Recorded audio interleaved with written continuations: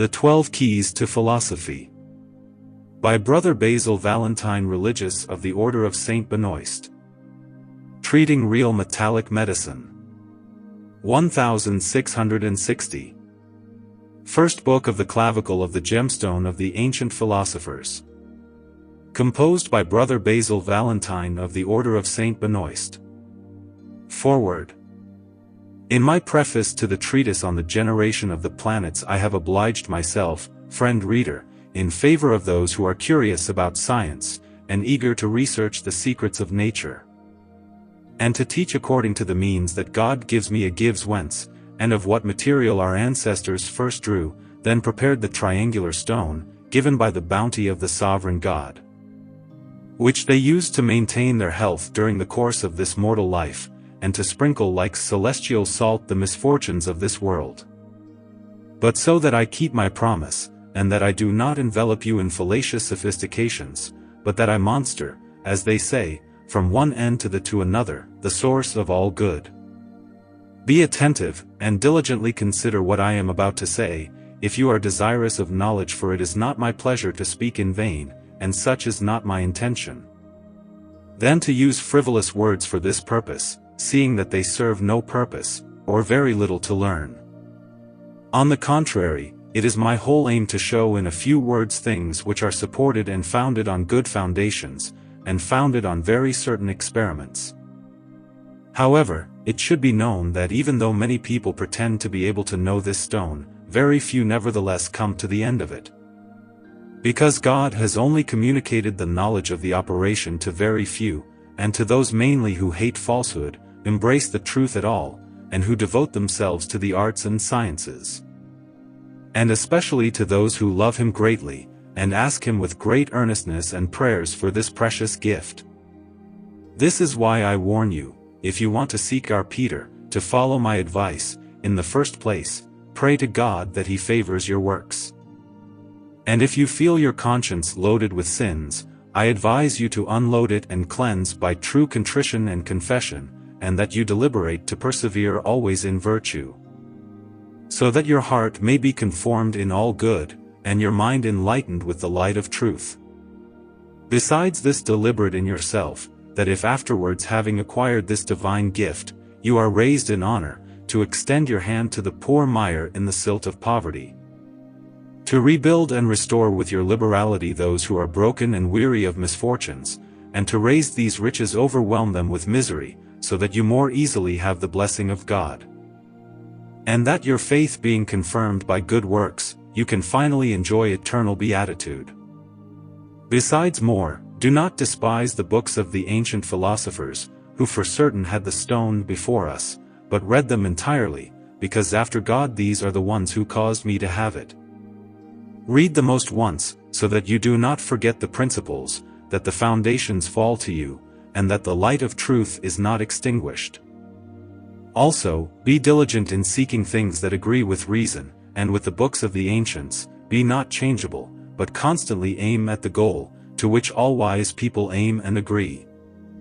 And remember that a mobile mind has no stable footing, and that a light-headed architect with great difficulty can build a firm and permanent edifice. Moreover, not taking our stone, its being and its birth from combustible things, wanted to fight even against fire and support, without being in any way offended. All its efforts and pitfalls do not draw it from such matters, which almighty nature cannot place it. For example, if someone said that it is a vegetable nature, which nevertheless is not possible although it appears in it, I do not know what vegetable. Because it is necessary that you know that if our lunar one were of the same nature than other plants, she would do as well as the others with materials suitable for the fire to burn, and would gain nothing from him but dead salt, or as we say, the dead head. And although our predecessors wrote very amply of the vegetable stone, nevertheless, if you are no more clairvoyant than Lynceus, believe me, it will surpass the reach of your mind. For they have only called it vegetable, for what it believes, and multiplies like a vegetable thing. In short, know that no animal can extend its species and engender its like, if it does not do so by means of similar things, and of the same nature. That is why I do not want you to bother to seek our Peter. On the other hand, there is no other side except in the seed of his own nature, from which nature first produced him. Draw from this also a certain consequence, that you must in no way choose for this purpose an animal nature. Because as the flesh and the blood have been given by the Creator of all things to the animals alone, so also from the only blood, to them single individual. They alone were born and are born every day. But our stone which I had by succession from the ancient philosophers, is made and composed of two things, and of one, in which the third is hidden. And it is the truth truly published without any ambiguity and fraud, for the husband and the woman were taken by the ancient philosophers only for the same body. Not because of its external accidents which they had, but because of their reciprocal love, and the uniform virtue produced from their similar, born and inferred to each other, from their first birth.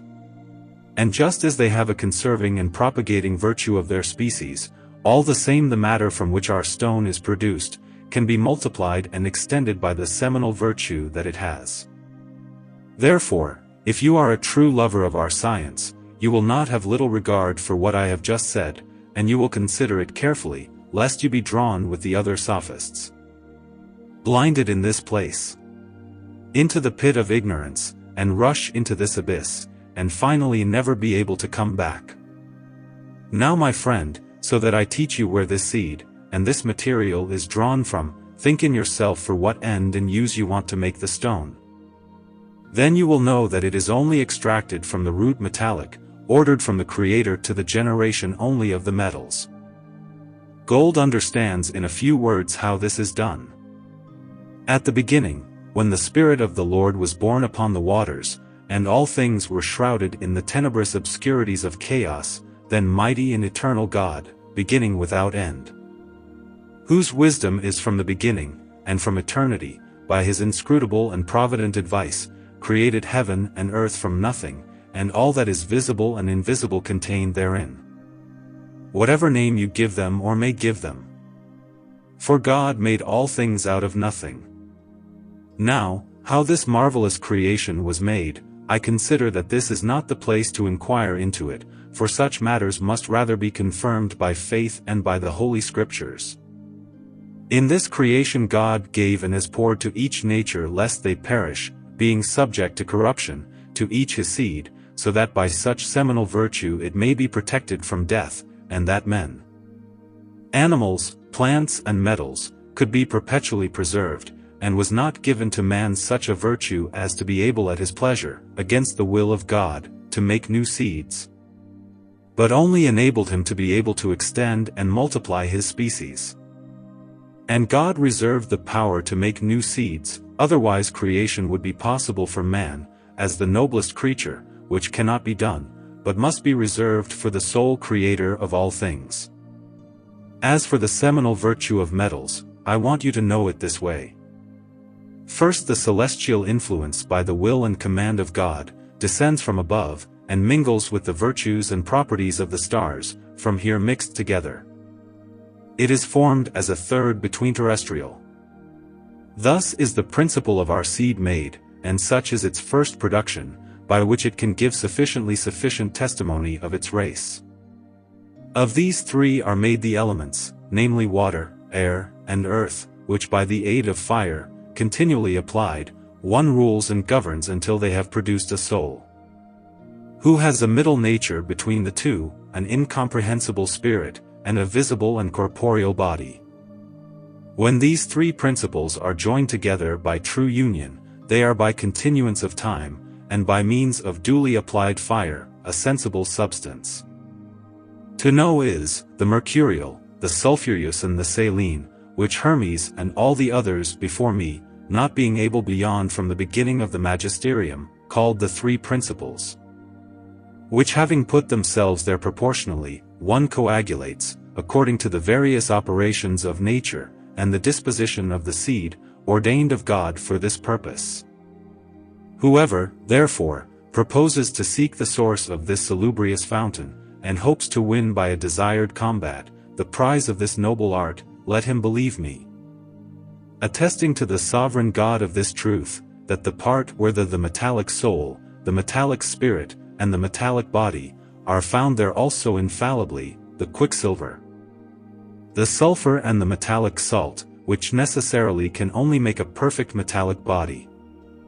If you don't want to hear what you need to learn, either you will never have been brought up in the school of wisdom, or you will not be a child of science, or else God will consider you unworthy and incapable of such a doctrine. I therefore tell you in a few words that it will be impossible for you to draw any blissful profit from metallic matters, if you do not assemble these three principles exactly in a metallic form.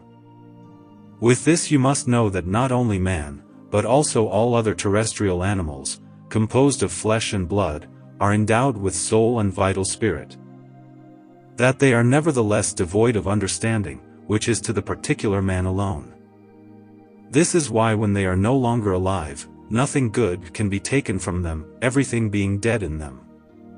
But when the soul of man is compelled by death and by disjunction from the body, to return to its creator whence it came, it still lives, and finally returns to dwell with the purified and clarified body by fire, so that soul, spirit, and body illumine each other with a certain celestial brightness, and embrace each other in such a way that never afterward they can be separate each other.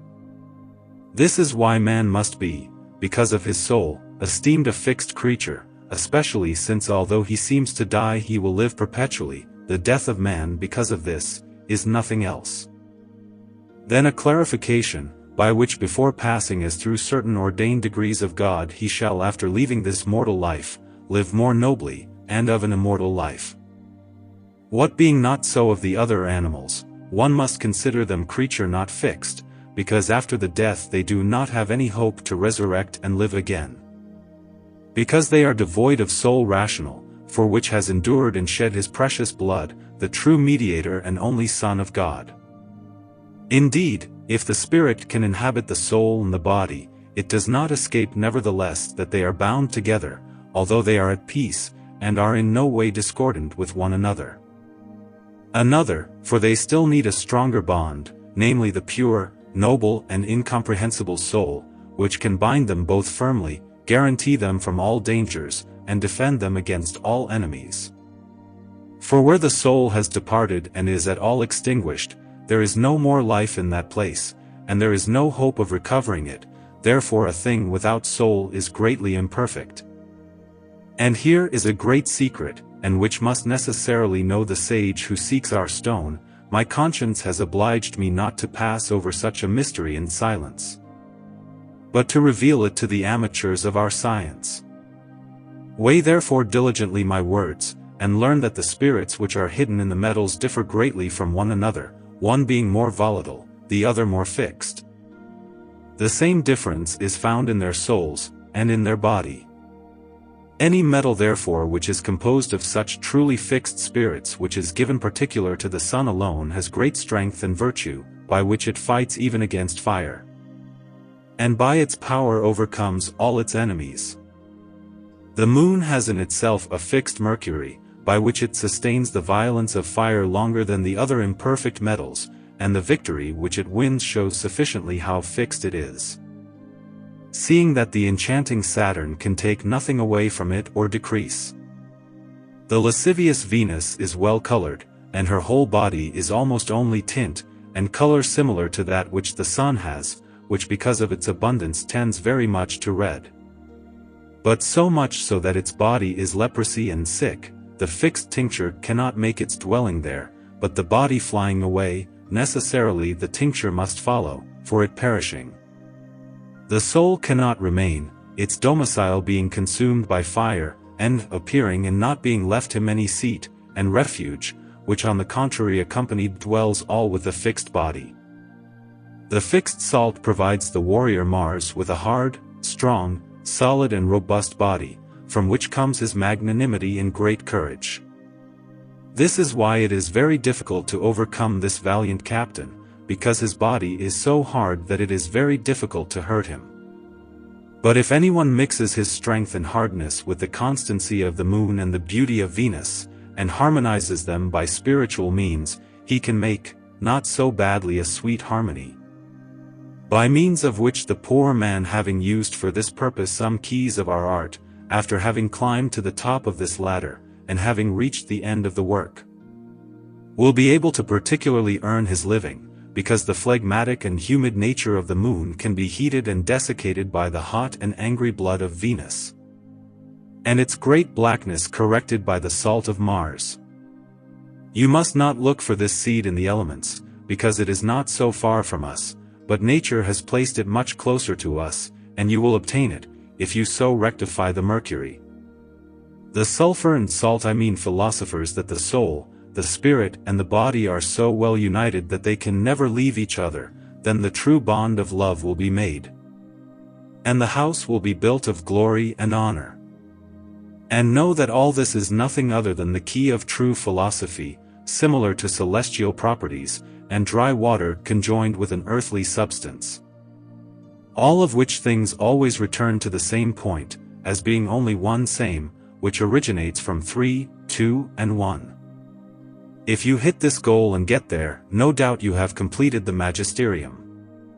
Joined afterwards the husband with the wife, so that they may be nourished with their own flesh and blood and be multiplied by their seed to infinity.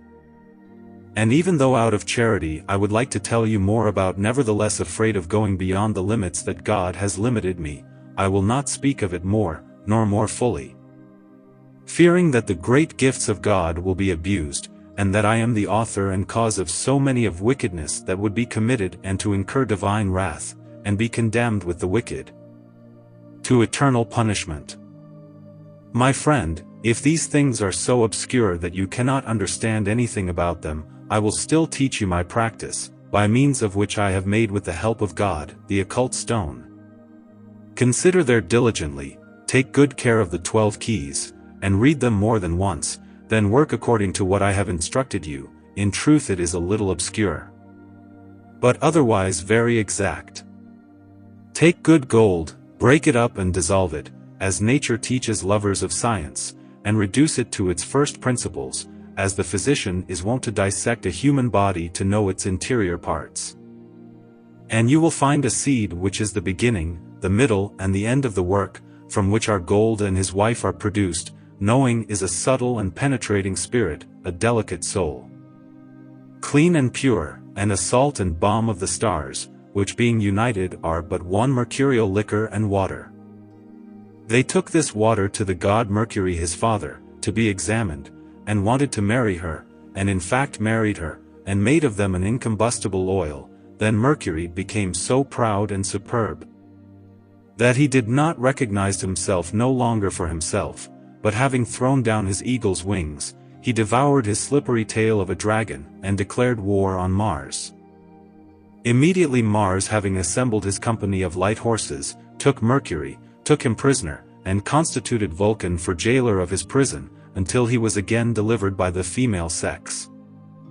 As soon as the noise was heard by the country, the other planets assembled and consulted what was to be done henceforth, so that all was governed with prudence and maturity of counsel. Then Saturn, with unparalleled gravity, began in this way to be the first to say his opinion. I, Saturn, the highest of the planets, confess and protest before you that I was the least of all, having a weak and corruptible body, of black color, subjected to all the adversities of this miserable world. It is I, however, who are testing all your strength, because I will not be able to stay in one place, and flying away I take everything that I find similar to me. I throw the fault of this mine calamity on other than on Mercury, which by its negligence and little care, caused me all these misfortunes. Therefore I beg you, and conjure all, to take upon him vengeance for this mine misery, and because he is already in prison, that you put him to death, and let him so corrupt and rot, that he not a drop of blood remains. After Saturn, came to rise Jupiter, all hoary and broken with old age, which having made reverence, and stretched out his scepter, saluted each according to his quality. And having made a little preface, praised the advice of his companion Saturn, and wanted that all who did not find this opinion good were proscribed and exiled, and thus ended his speech. Afterwards Mars came forward with a diversified naked sword of admirable colors. You would have said that it was intertwined like mirrors throwing fire and flame. Because of the rays and here and there issuing from it, and gave it to Vulcan, jailer of the prison, to carry out the pronounced sentence, and to reduce to ashes the bones of Mercury, after he would be dead. Vulcan immediately obeys him as an executor of justice, ready to do what he is commanded. Now after Vulcan had acquitted himself of his duty, they saw coming like a beautiful white woman, and dressed in a long woman's habit, of grey and silvery color, cloth and interlaced with much water. And after having the assistants considered more closely, they all knew that it was the moon, the wife of the sun, who threw herself at their feet, and after several sighs accompanied by tears, with a trembling voice and interspersed with much sobbing, prayed that the sun be delivered her husband, imprisoned by the fraud and deceit of Mercury, that he would otherwise have to perish with Mercury, already condemned to death by the judgment of the other planets.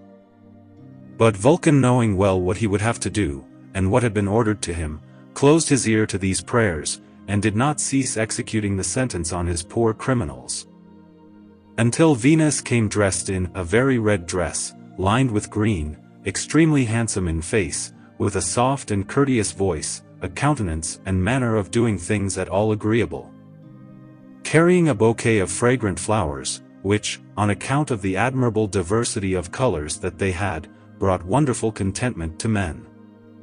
She prayed in the Chaldaic language Vulcan, that he deliver the sun, and reminded him that he had to be redeemed and delivered by the female sex, but all for nothing, for his ears were blocked. As they spoke together, the sky opened, and out came a great animal with it, and an infinity of small ones, which killed Vulcan, and with open mouth devoured the noble Venus who prayed for him, and cried aloud, "The women begot me, the women sowed and scattered with every seed and filled the world, and their soul is united with me, wherefore also shall I live by their blood."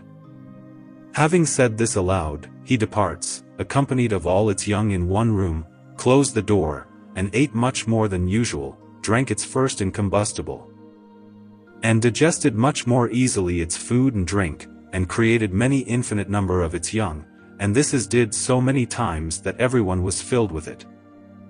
All this having happened in this way, several learned people of the country assembled, and began together to seek the means of knowing this mystery, to have more perfect knowledge of this fact. But not agreeing together, they worked for nothing, until an old man was seen coming, with beard and hair as white as snow. He was dressed in scarlet from head to toe, with a crown of gold interlaced valuable gemstones. Moreover, he was girded with a belt of all glory and happiness, and walking barefoot, he spoke by a singular spirit which was in him. His words penetrated his whole body, and in such a way that his soul felt it. This man stood a little higher than the others, and the attendees had to be silenced. And because he was sent from heaven to declare and explain by physical speech the aforesaid parable and riddle, he admonished them to lend with open ears, and listen patiently. Having therefore obtained silence, he thus began his speech. "Awake, mortal people, and behold the light, lest darkness and darkness deceive you. The gods of happiness, and the great gods have revealed this to me in my sleep. Oh, how happy is he who has his eyes enlightened to see the light that was hidden from him before. He has arisen by the kindness of the two-star gods to men, to seek true and profound wisdom. Look at them and walk to their clarity, because one finds wisdom there. A swift and light southern bird tears the heart from the body of a large oriental animal, having torn it devours it, also yawns the wings of the oriental animal so that they are similar. For it is necessary that the eastern beast is stripped of its lion skin, and once again its wings disappear, and it enters the great salty sea, and comes out again having the same beauty. Then cast its restless spirits into a very hollow well, or that the water never dries up, so that they may be made like unto him, like their mother who is hidden therein, and was composed of her. And born out of the three. Hungary first engendered me, heaven and the stars nourish me, the earth suckles me. And though I die and be buried, I nevertheless take life and birth by Vulcan, therefore Hungary is my country, and the land which contains all things is my mother." The attendants having heard this, he began to speak again.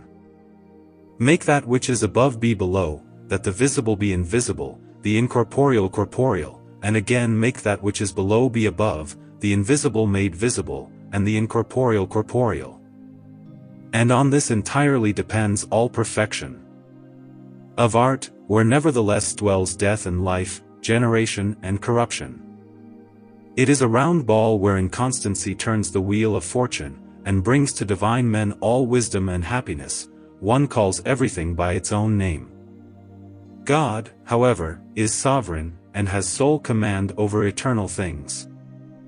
Now whoever is curious to know what it is that all things in all things, let him give the earth great wings, and hug it and press it so that it rises on high and flies over all the mountains. To the firmament, as he cut off her wings with force of iron, so that she falls into the Red Sea and drowns therein, then causes the sea to calm, and parries its waters by fire, and by air. That the earth may be reborn, and verily he shall have all in all things, and if he cannot find it, let him look into his own bosom, and seek and visit all that is round about him. And in all the world will find everything in everything, which is nothing else than a stypic and astringent virtue of metals and minerals, coming from salt and sulfur, and twice born from mercury. I swear to you that I could not more fully declare to you all things in all things, seeing that all things are included in all things." Having finished this speech, "My friend," said he, "I believe that while thus awaiting wisdom, you have learned and collected from this harangue of mine, of what matter, and by what means you must make the precious stone of the ancient philosophers. Now this our stone not only heals the leprous and imperfect metals, and by regeneration reduces them and converts them into a nature at all accomplished, but also preserves the health of men, and makes them live long, and by its celestial virtue has led to such old age that, bored of living so long, I would already like to leave the world. To God be the praise, the honor, the virtue, the glory, forever and ever, for the grace and wisdom that he gave me so long ago of his liberality. So be it." Having said this, he disappeared from their eyes and flew up into the air. These things being passed in the way, every man went back whence he came, and bound every man his spirit, and operated according to the wisdom which God had given him. End of the foreword and first book. Book second. Containing the first key to the work of the philosophers. Chapter 1. From the preparation of the first material. Know, my friend, that not every filthy and leprous body is proper to our work, because their leprosy and impurity not only cannot produce anything good, but also prevents what is clean from producing. Every merchant's commodity derived from minerals is sold each at its own price, but when it is falsified it is rendered useless, because it is spoiled, and not being similar to the natural, it cannot perform the proper operations. As the physician purges the inside of the body and cleanses all filth, so through medicine, too, our bodies must be purged and cleansed of all their impurities, so that in our generation what is perfect may perform operations. Perfect, because the wise ask for a clean body, not soiled or contaminated, because the mixture of foreign things is leprosy and the destruction of our metals. Let the king's crown be of very pure gold, and let the chaste wife be joined to it. If therefore you wish to operate in our matters, take a hungry and ravishing wolf, subject because of the etymology of his name to the warrior Mars, but of a race belonging to Saturn, as being his son. It is found in the valleys and mountains, always dying of hunger. Throw him the body of the king, so that he gets drunk on it. After he has eaten, throw it into a great fire to be consumed there at all, and the king will be delivered. After you have done this 3 times, the lion will have overcome the wolf at all, and the wolf will no longer be able to consume anything from the king. And our matter will be prepared and ready to begin the work. And learn that it is only by this way that we can operate our pure matters, because we wash and purge the lion of the blood of the wolf.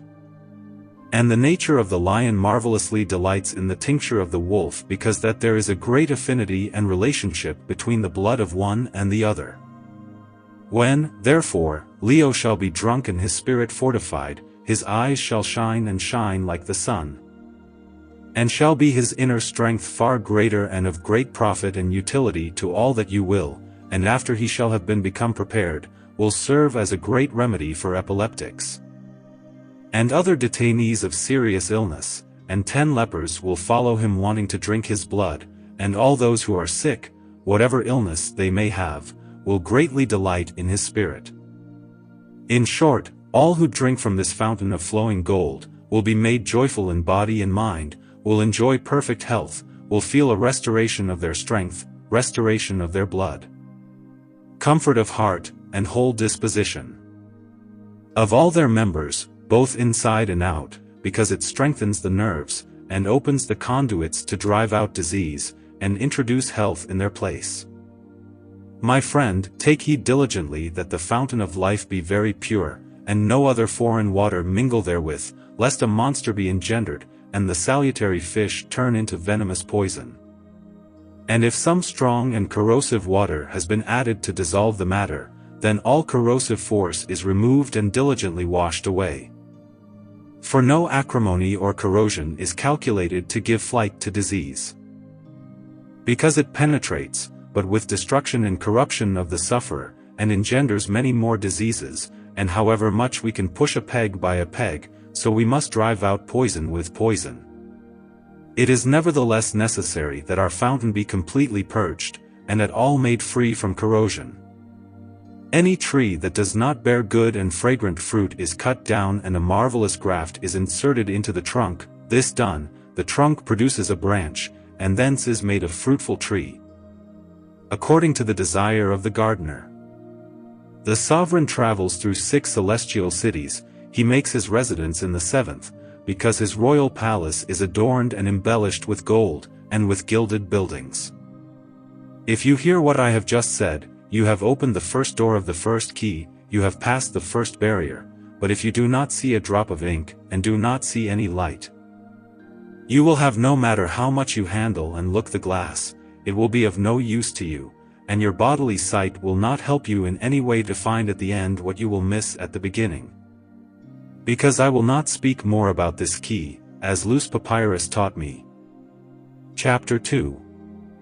We find in the courts of the princes various kinds of drinks and beverages, and there is not one similar to another, in smell, color and taste, because they have prepared in various ways, and yet for various purposes, and is necessary for the maintenance of various kinds of people. When the sun shines and spreads its rays through the clouds, it is commonly said, the sun thirsts for water, that is why we have rain, and if this happens often, it almost always follows a fertile year.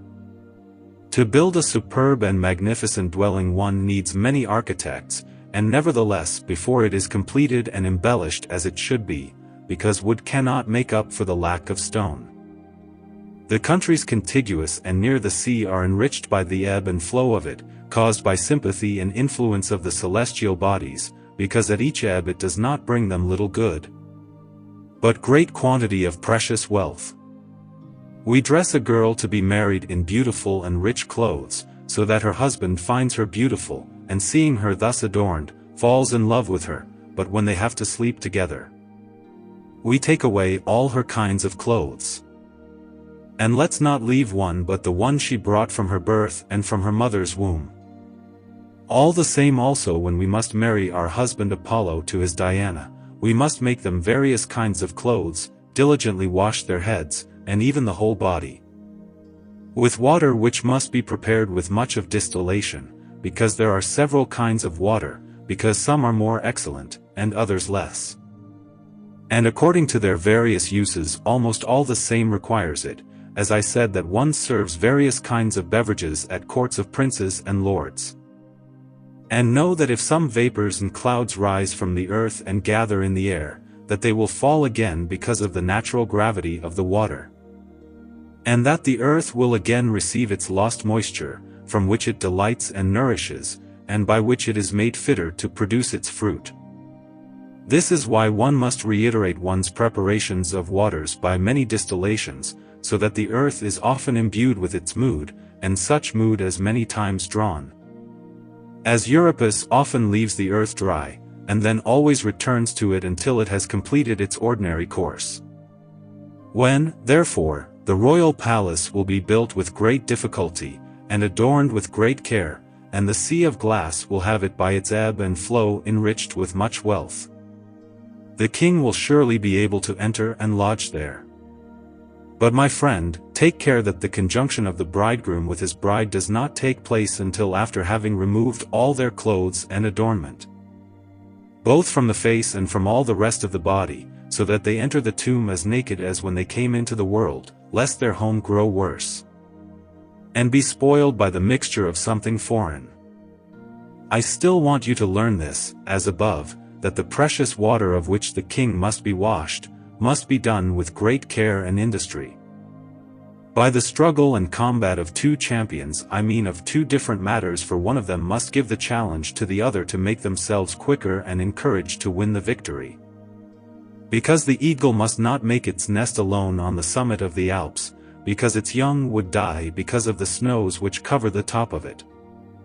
But if you join a horrible dragon which has always in the caves of the earth, and has been a perpetual guest of the cold mountains, and covered with snow, Pluto will blow in such a way that at last he will drive out of the cold dragon an igneous flying spirit, which by the violence of its heat will burn the wings of the eagle, and will throw a heat by so long that the snow which is at the top of the mountains is melted and reduced in water, in order to well and duly prepare a clean mineral bath and greatly sane to the king. Chapter 3. Fire can be smothered and extinguished by water, and much water poured over a little fire becomes mistress of it, so our igneous sulfur must be made, moderated, conquered and obtained by water duly, by after his igneous force overcome and dominate the receding waters. But victory cannot be achieved here, unless the king has imprinted his virtue and his strength on his water, and have not given him a key of his royal livery and color. To thereby be dissolved and made invisible, he must nevertheless again appear and come into view. And though this can only be done with damage and injury to his body, yet it will be done with an increase in his nature and virtue. A painter may put another color on a yellowish white, a reddish yellow, and a true red, and though all his other colors remain together, the last nevertheless is the most conspicuous, and holds first rank above the others. It is necessary to do the same in our magisterium. When you have done it, know that the light of all wisdom has arisen, which shines even in the darkness, and yet does not burn and is not burned. Because our sulfur does not burn and is not burned, although it spreads and darts its light far and wide, and does not die unless it is first prepared and dyed with its own tincture, in order afterwards to be able to dye the diseased and imperfect metals. And this sulfur cannot die if one does not give it and strongly imprint this color, because the weakest never wins the victory, because the strongest takes it away, and the weakest is forced to leave it to the strongest. Whereby, draw from what I have told you, this consequence, that the weak can never force anything nor help the weak, and that a combustible matter cannot preserve from burning another like it combustible. If we therefore need a protector to defend the combustible material, such a protector must necessarily have more strength and virtue than the part he has to defend. And being out of all danger of incombustion must by his natural virtue strongly resist fire. Whoever would like to prepare our incombustible sulfur should look for it in a matter where it is incombustibly incombustible. What can be done before the salty sea has swallowed up a body, and it has been rejected, which is sublimated to such a degree that it greatly surpasses in splendor the other stars? And its blood is so increased and perfected, that he can, like the pelican pecking at his chest, without weakening his health, and without any inconvenience of the other parts of his body, nourishing all his young with his own blood. It is that dew of the philosophers, of purple color, and that red blood of the dragon, of which all the philosophers have spoken and written. It is that scarlet of the Emperor of our art, with which is covered the Queen of Salvation, and that crimson with which all cold and imperfect metals are heated and made wholly complete.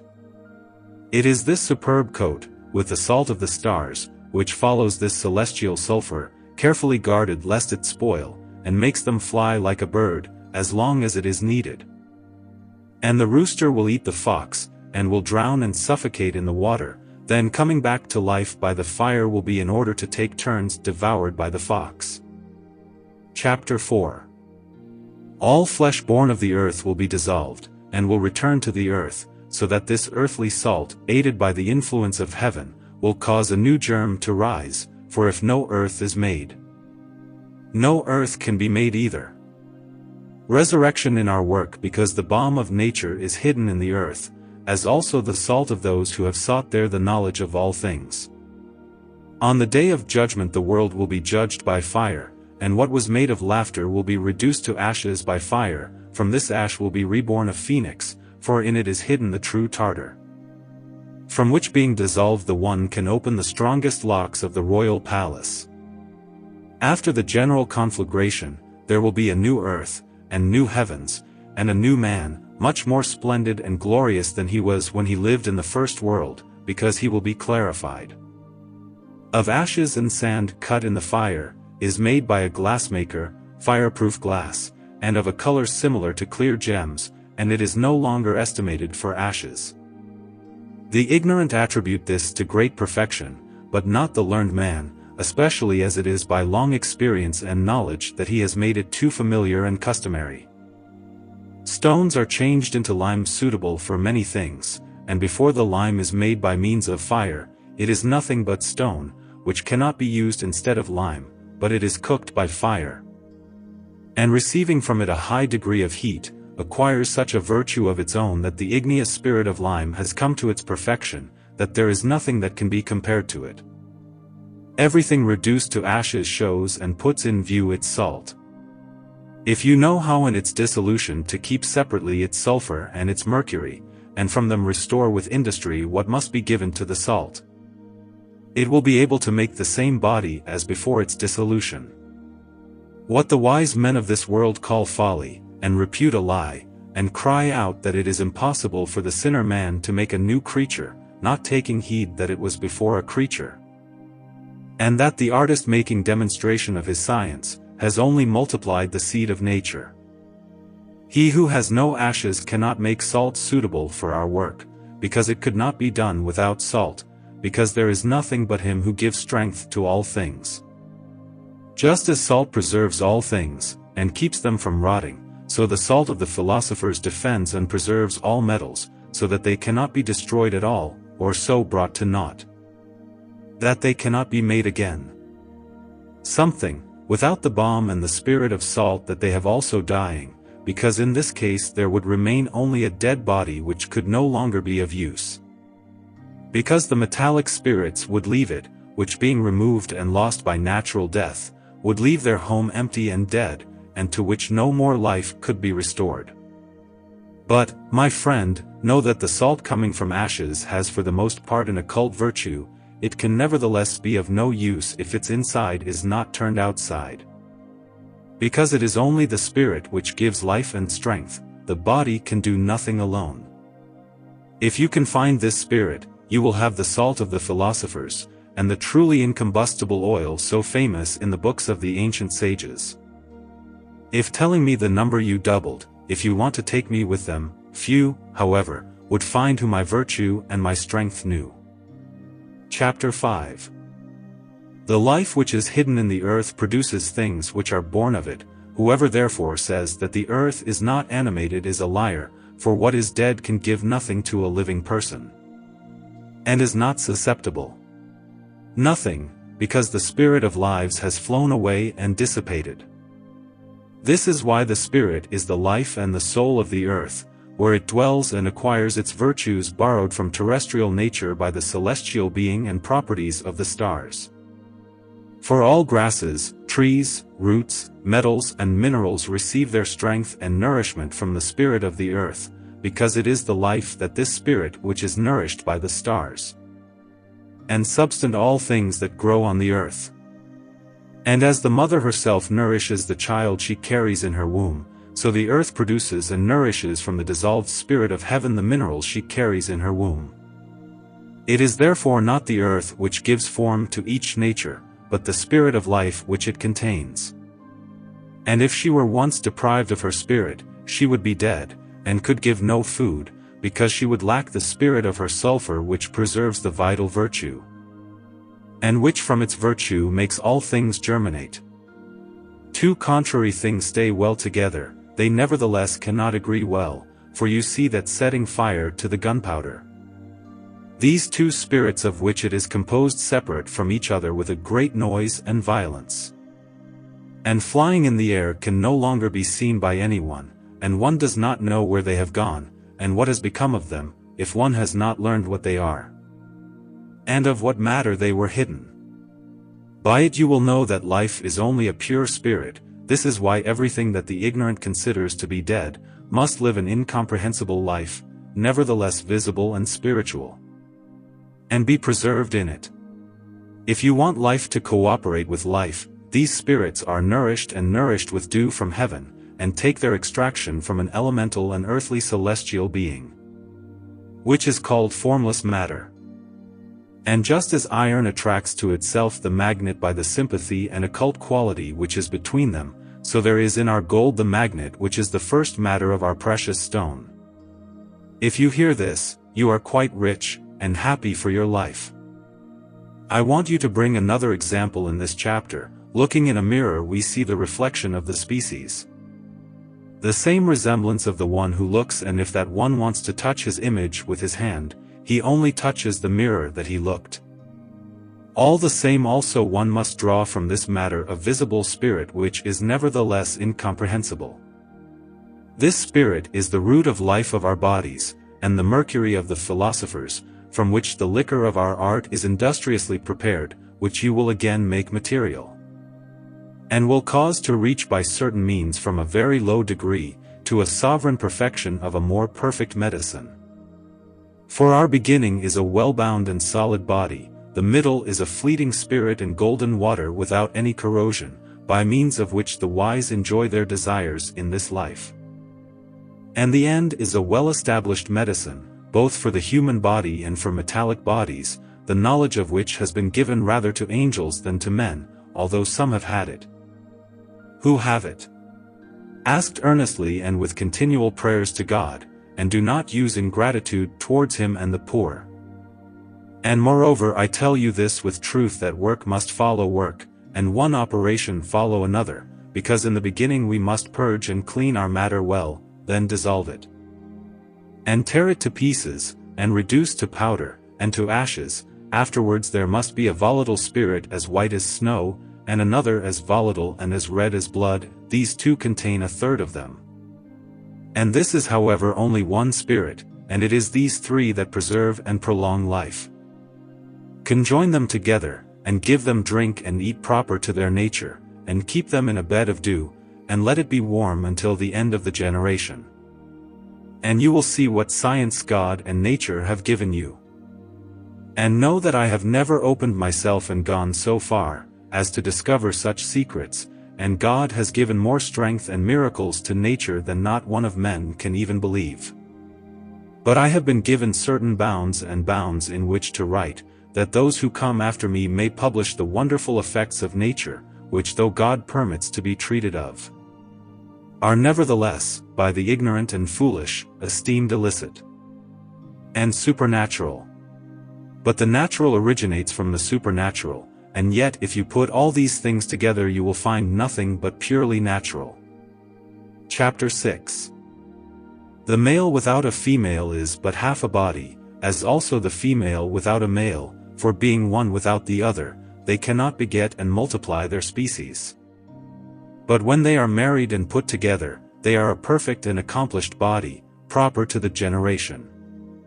A field oversown is made overburdened and unfruitful, and its fruit cannot ripen, not being so oversown, but very little grain comes, and still mingled with much useless tares.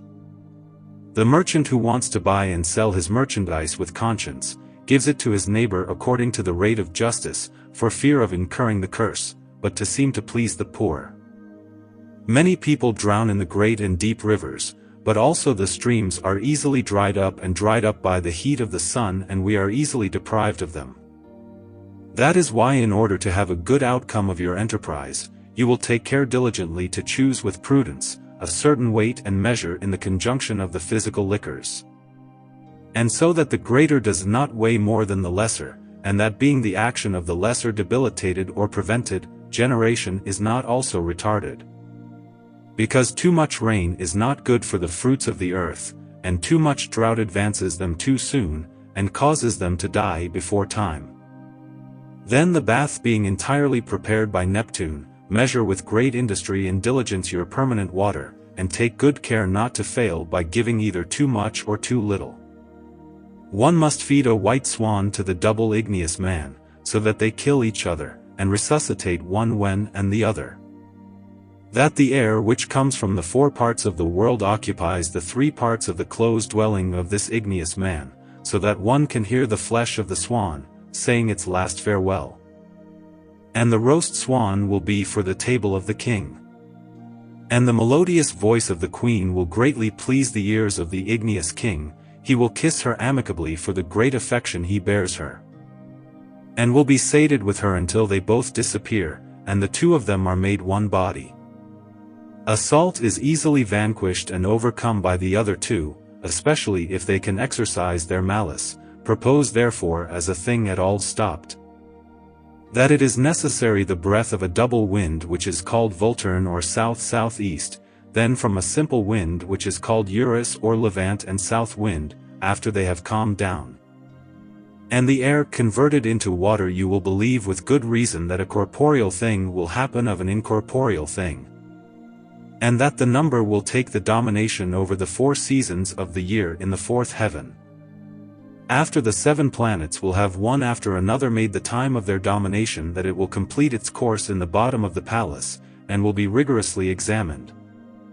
And so the 2 will have overcome and put to death the only one. It is here required a great prudence and doctrine, if you wish to acquire by your art great wealth, so that it duly makes the division and conjunction. Don't put on a wrong weight, and the first one that happens to come across in front of you. But here is the true pillar and foundation of the whole magisterium, that you bring to an end and perfection this chapter, by the heaven of the art, by the air, and the earth. True water and fire alike, and by conjunction and admission of weight, put as I with all truth taught you. Chapter 7. Natural heat preserves the life of man, being here dissipated and lost, it is of necessity that he should die. The moderate use of fire protects us from the insults of the cold, but if you want to use it beyond reason and more than necessary, it harms and brings corruption. It is not necessary for the sun to touch the earth closely with its body and substance, but it is sufficient that it communicates its virtue to it and gives it strength. By means of its rays darting into the earth, for by their restoration, he has enough strength to discharge his charge, and by continual concoction ripens all things, because his rays throw flames.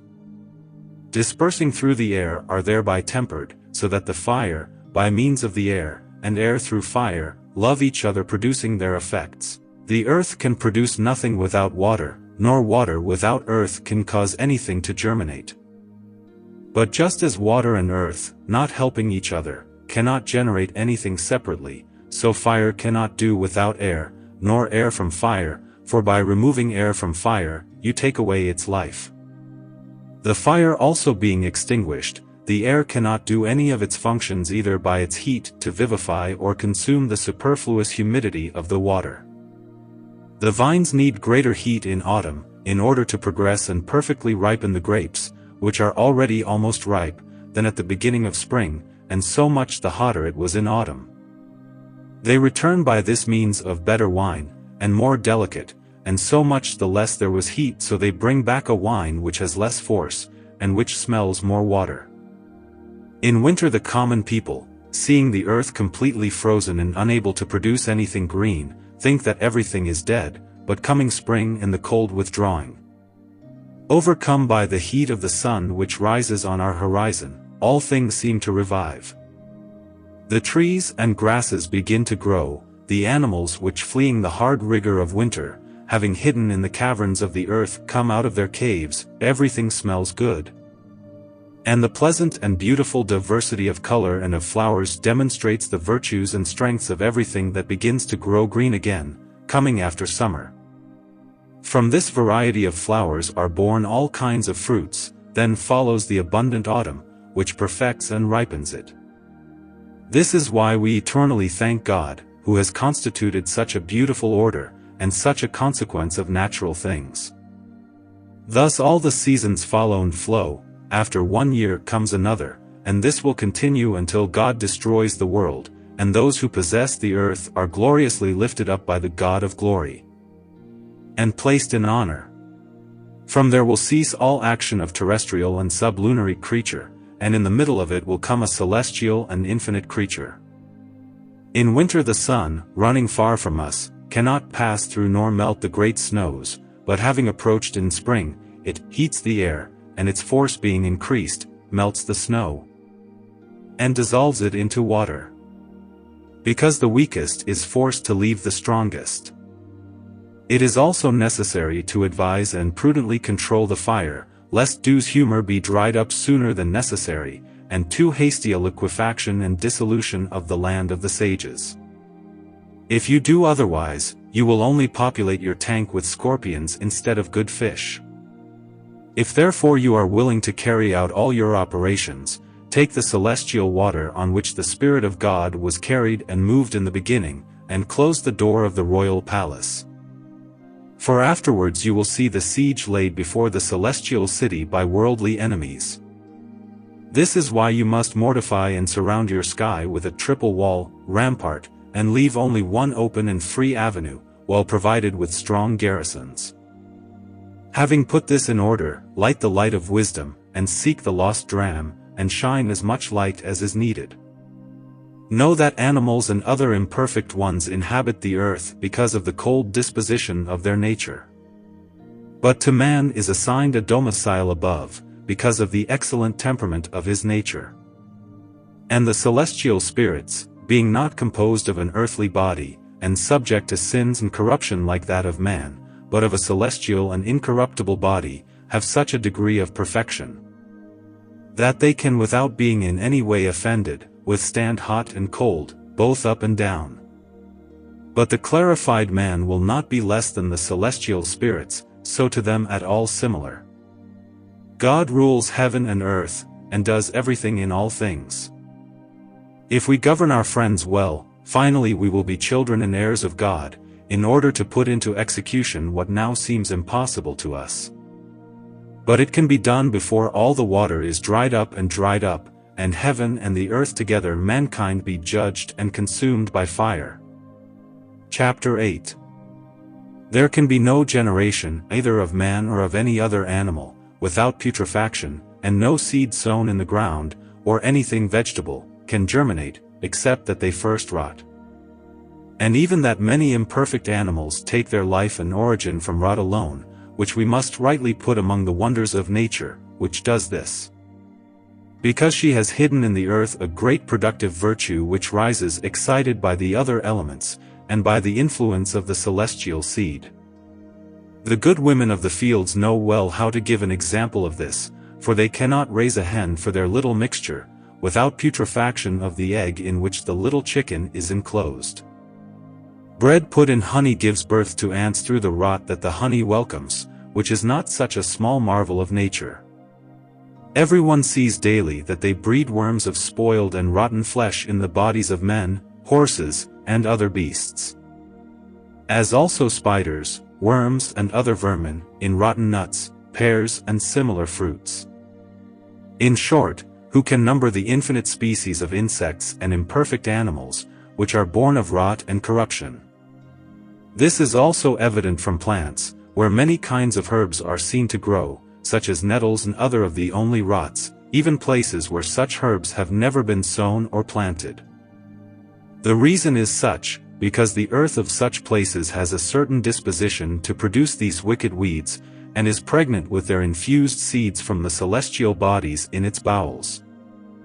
And excited by their own decay to sprout and turn green again, which seeds coming to aid the concurrence of the other elements, produce a bodily substance suitable in their nature. Thus can the stars raise, by means of the elements, a new seed that has not yet been seen, which being planted in the earth and rotten, can grow and multiply. But man does not have the power and virtue of producing a new one, because the government of the elementary and celestial operations has not been entrusted to it. And various kinds of herbs are engendered from rot alone.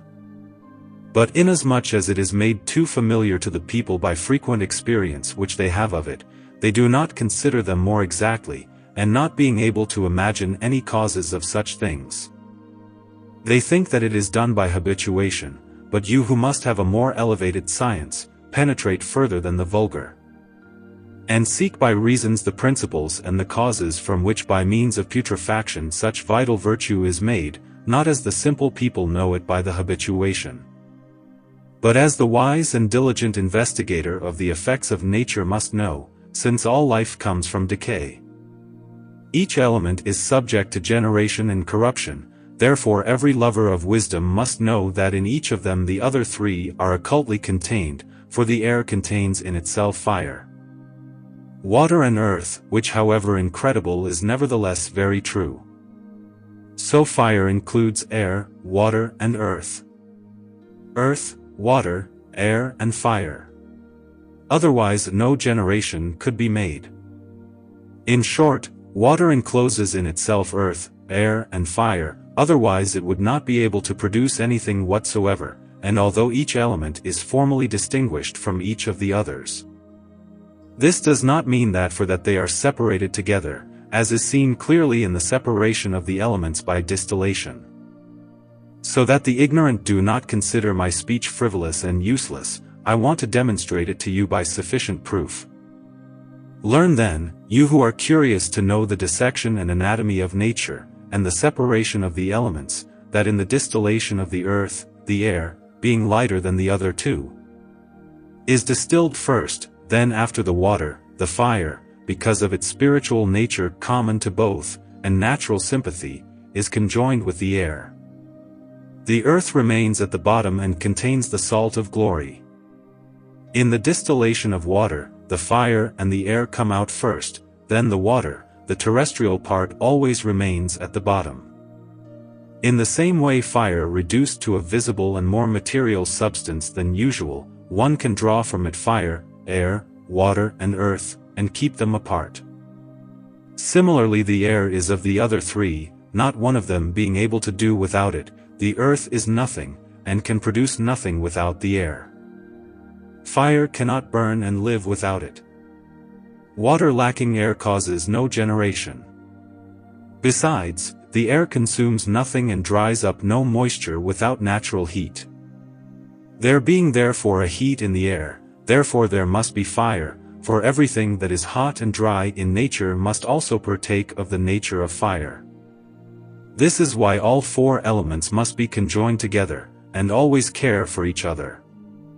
So we see that they are mingled together in the production of all things. He who contradicts such a doctrine has never entered the closet of nature, and does not visit her most hidden secrets there. Know that what is born by putrefaction is thus begotten. The earth is in no way corrupted because of the humor it has, which is the principle of putrefaction, because nothing can rot without humor, namely without the wet element of water. Now if generation is to come from decay, it must be excited by heat which relates to the element of fire, for nothing can come into the world without natural heat. For conclusion, if the thing which is to be produced needs vital spirit and movement, it also needs air, because if it did not cooperate with the others, and did not perform its function, the generation or rather the matter of the thing which must be produced would itself be suffocated. Even for lack of air, and the generation would once again be corrupted, after which it is clearer than day, that the four elements are greatly needed in any generation. And more than one each of them shows clearly its forces and operations in each other, but principally in corruption, for without it nothing can and never can come into the world. And take it for granted that the four elements are required for any production of anything whatsoever. We must know by this that Adam, whom God created from the mud of the earth, exercised no vital action, and did not live until God had breathed into him the breath and spirit of life. And that ice him infused, he began to live just as soon. Salt, that is to say, his body related to the earth, the inspired air was mercury, that is to say the spirit, and the breath of inspiration immediately gave him a vital heat, and was brimstone. That is to say fire. Adam immediately began to move, and gave by this movement sufficient proof of a living soul, for fire cannot be without air. Nor on the contrary the air without the fire, the water was mingled with both equally and proportionally together. Adam was therefore first composed of earth, water, air and fire, then of soul, spirit and body, then of mercury, sulfur and salt. Eve likewise the first woman, and our first mother partook of all these things, for she was taken and produced from Adam who was composed of her. Notice what I just said. Now, in order to return to my subject of putrefaction, it is necessary that every lover and inquisitor of wisdom hold this for certain, that similarly no metallic seed can operate, and cannot be multiplied in any way, if it has not been entirely rotten from itself, and without admixture of any foreign thing. And as no vegetal or animal seed can, as has been said above, extend and multiply its species without putrefaction, so must we judge metals. And this putrefaction must be done by the operations of the elements, not that they are as I have already taught their seed, but because the metallic seed taking its birth from a celestial, astral and elemental being, and being reduced to a sensible body, must be putrefied by means of the elements. Further, notice that wine has a volatile spirit, for in distilling it the spirit comes out first, the phlegm the last, but being by continuous heat turned into vinegar. Its spirit is no longer so volatile, for in the distillation of vinegar, the aqueous phlegm rises first to the top of the still, and the spirit last, and although they are the same matter in both, there are nevertheless other qualities to vinegar than to wine, because vinegar is no longer wine, but a rotting of wine, which by continual heat has changed into vinegar. And all that is drawn by wine or by its spirit, and rectified in a circulatory vessel to many other forces and operations than what is drawn by vinegar. For if one draws the glass of antimony, by the wine or by one spirit, it is too laxative and purges with too much vehemence from above. Especially as its poisonous virtue not being overcome and extinguished, it is still between the terminals of poison, but if one extracts it by distilled vinegar, what will come from it will be of beautiful color. Then if extracting the vinegar by the bain-marie one washes the yellow powder which remains at the bottom, pouring a lot of times common water on it, and as many times removing it and removing all the strength of the vinegar, a soft powder is made which does not let go of the belly as before, but which is an excellent remedy which cures many diseases, is rightly reputed among the marvels of medicine. This powder, put in a humid place, dissolves into a liquor, which without causing any pain confers greatly on external diseases. That is enough. In short, in this consists all the principle of this chapter. To know is that a celestial creature, the life of which is nourished by the stars, and fed by the four elements, dies, then putrefies. After that, the stars, by means of the elements which have this load, will once again give life to this rotten body, so that he will make himself a celestial one who will take up his pen in the highest city of the firmament. Having done this, you will see the terrestrial at all consumed by the celestial, and the terrestrial body still in the celestial crown of honor and glory. Chapter 9.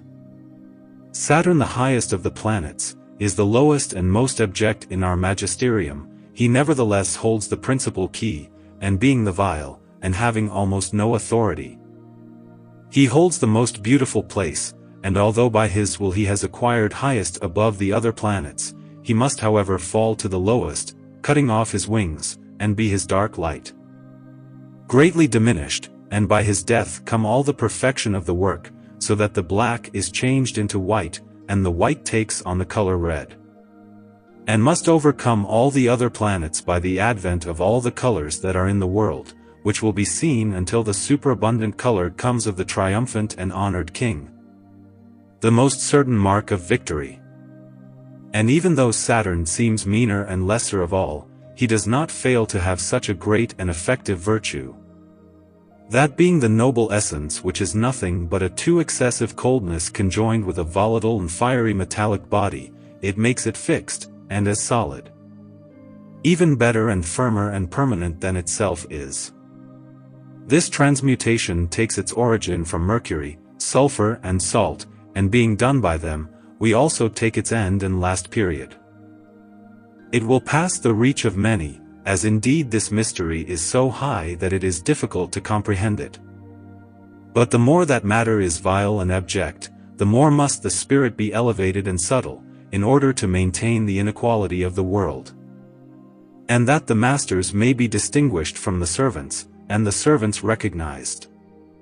To their ministry with the masters. From Saturn prepared with industry come many colors, such as black, gray, yellow and red, and other mediums between these, so the matter of the philosophers must take and leave many colors. Before it reach the desired end and perfection, for as many times as a new door is opened to the fire, as many times the king borrows new clothes from his creditors, until recovering in credit, he becomes rich, and have no further business with any creditor. Venus holding in hand the government of the kingdom, and distributing the offices according to custom to each, appears first, shining and dazzling in a royal manner. The music carries in front of it a red standard, in the middle of which Charity is artistically depicted dressed in a green habit. Saturn is his provost of the hotel and steward of his household, and when he is in quarters, Astronomy walks before him, bearing a standard which indeed is black. But nevertheless is the portrait of Faith dressed in yellow and red. Jupiter with his scepter is in the capacity of viceroy. Rhetoric suits him carrying science in a whitish and gray color, where hope is represented with very pleasant colors. Mars experienced captain familiar with the war, also reigns all heated and in the heat. Geometry precedes him, carrying his bloody handlebars, and stained with blood, in the middle of which is imprinted the effigy of the force dressed in a red coat. Mercury is the chancellor of all. Arithmetic bears its diversified sign of all the colors of the world, for there is an unspeakable variety of them. In the middle is temperance portrayed in admirable diversity. The sun is ruler of the kingdom, grammar holds her banner, in which is seen justice painted in gold, and though such a government must have more power and authority in her kingdom, Venus nevertheless has it by her great splendor overcome, and caused him to lose his sight. The moon also finally appears, the dialectic wears hers in a very white and shiny color, in which Prudence is seen painted blue, and because the moon's husband is dead, she must succeed him in the kingdom. Wherefore, having rendered account to Venus, she will recommend to her the administration and superabundance of the kingdom, and by the aid of the chancellor will reform the state, and put in it a new police, and will both take dominion over the noble queen, Venus. Note therefore that one planet must make the other lose office, domination and kingdom, and deprive it of all power and royal majesty, until the principal of them hold the kingdom in hand, preserving it, and by their constant and permanent color, winning the victory with their mother, and she from the beginning conjoined, enjoying a perpetual and natural association and love. When the old world will be no more world, and another new one will be made in its place, and one planet will have so spiritually consumed the other, that the strongest having fed on the others, will be the only ones remaining. And 2 and 3 will have been vanquished by 1. Note finally that you must lift the celestial balance, and put on the left side Aries, Taurus, Crayfish, Scorpio and Capricorn, and on the right side, Gemini, Sagittarius, Cupbearer, Pisces and Virgo. And the fact that Leo wears gold, flows into Virgo, and that side of Libra weighs the most. Brief facts that the 12 signs of the Leo zodiac making their constellations with the 7 governors of the universe all look upon each other with good eyes. And take place after all the colors have passed the true conjunction in marriage, so that the highest be made the lowest, and the lowest the highest. If of the universe the nature mice was under a figure, and couldn't be changed, nor by any altered art, no one would know her, nor the miracles she would do. That's why we have to thank this great God who gave us such gifts. Chapter 10. In our stone, which the ancient sages my predecessors made long before me, are contained all the elements, all the mineral and metallic forms and properties, even all the qualities which are in the world, because one must find there an extreme heat and of great efficiency.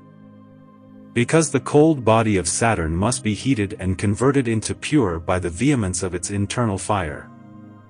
It must also find extreme cold there, especially since it is necessary to temper the great Venus, which burns and consumes everything and freezes the living Mercury, and make it a solid body.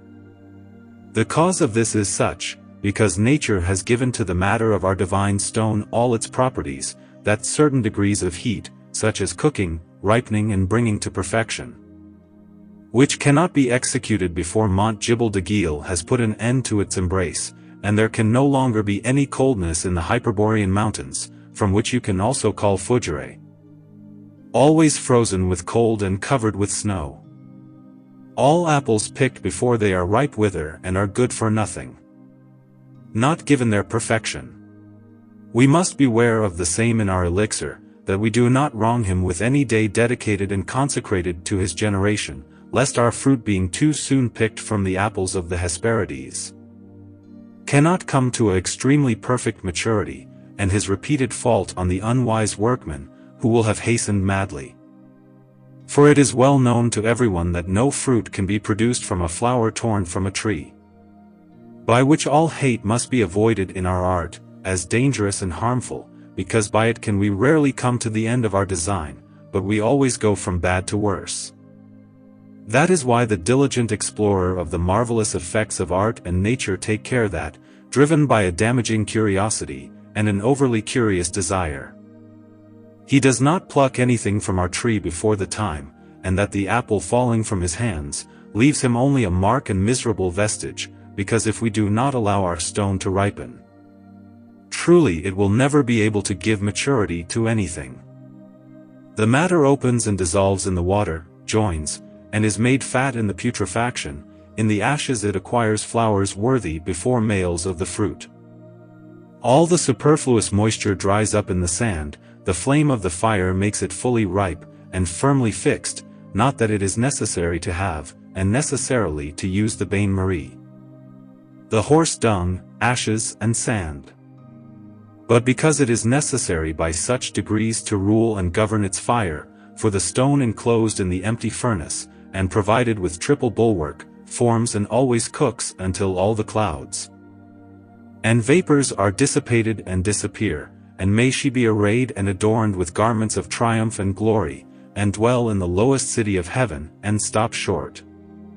For when the king can no longer lift his hands aloft, the victory of all worldly glory has been won, because being then filled with all happiness and endowed with constancy and strength, he shall henceforth be subject to none. Hazard. So I tell you that you dry up the earth dissolved in its own mood, by fire duly applied, being dried up the air will give it new life. This inspired life will be a matter which should not rightly be called only the great stone of the philosophers, which like a spirit, penetrates human and metallic bodies, and is a general remedy for all diseases, because it drives out what is harmful, and preserves what is useful, and gives to all things an accomplished being. Perfectly matches and associates the bad with the good. Its color draws from incarnate red on crimson, or ruby color on pomegranate color, as for its weight it weighs much more than it has quantity. Whoever finds this stone, may he thank God for this celestial balm, and beg him to grant him this grace that he may happily cross the career path of this miserable life, and finally enjoy eternal beatitude. Praise be to God, for his gifts and singular pleasures that he has given us, and let us give him thanks for them eternally. So be it. Chapter 11. I will explain to you the 11th key which serves to multiply our celestial stone by this similarity. There was in a land of the Levant a brave knight Orpheus, very rich, for he had wealth in abundance, and lacking nothing, he had married his own sister called Eurydice. But not being able to have any children from her, and believing that this misfortune was sent to her as a punishment for her incest, prayed to God continually, hoping to obtain mercy from him and confirmation of her request. One day, sleeping soundly, he thought he saw a man flying to him named Phoebus, who having touched his greatly warm feet spoke to him of the way. After having, brave knight, traveled through many kingdoms, countries, provinces, and cities, having ventured on the sea in many dangers, and having in war overturned with your victorious arm what made you resist, that you have been rightly given the knight's collar.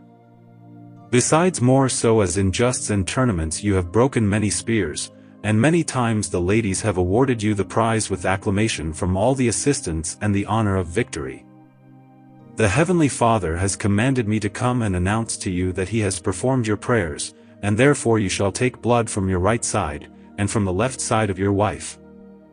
To the blood which was in the heart of thy father and thy mother, that blood of its nature is only double and yet only simple, conjoin them, and put into the globe of the 7 wise men, tightly closed, and the new-born child thrice great will be nourished with his own flesh, and his glorious blood will be his drink.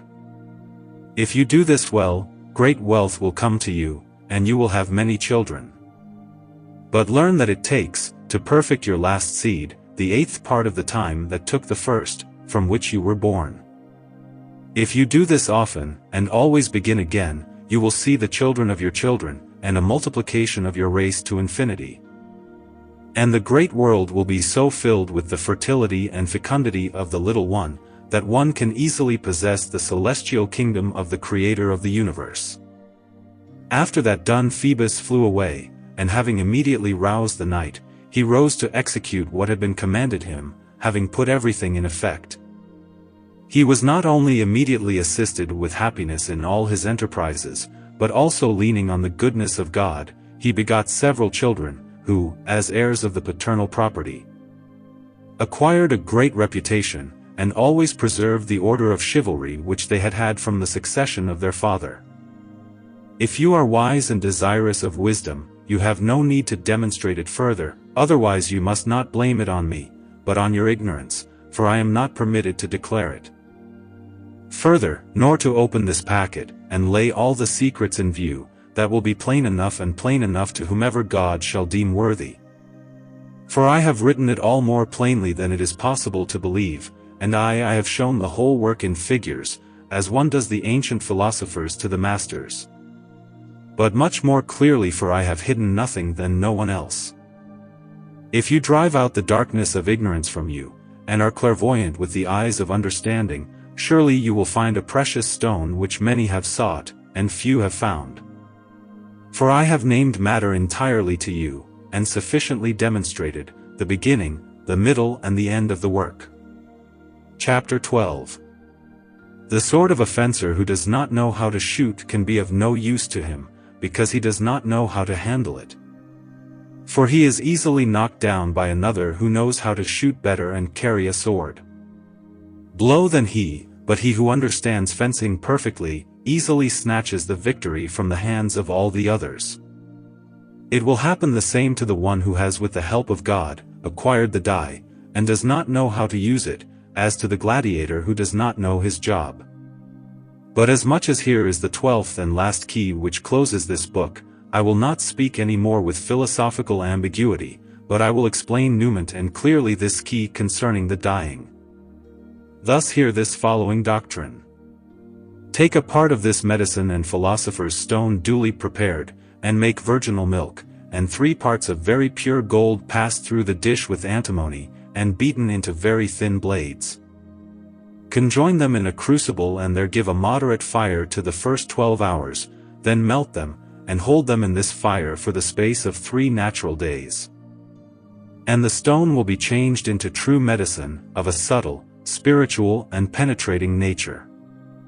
And it will not tint easily because of its great subtlety without the ferment of gold, but when it is fermented from its like, the tincture enters easily.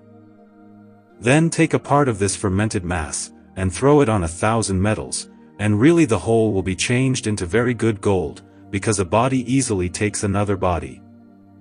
And although it is not similar to it, he must nevertheless be spouse. And by his great strength and virtue made like, seeing that like was begotten of like. Whoever puts this means into practice will know all the other circumstances. The exits from the doors of the royal palace are open at the end. This so great subtlety cannot be compared to any created thing, because it alone understands and possesses all things in all things, which can be found by natural reasons contained and enclosed in the universe conference. O beginning of the beginning! Remember the end. O last end! Remember the beginning, and have the middle of the work in great commendation. And God the Father, Son and Holy Spirit will give you what is needed in spirit, soul and body. Of the first matter of the stone of the philosophers. A stone is seen which is sold at a low price. From her a fugitive fire its origin takes. Neither pierre of him is made and composed.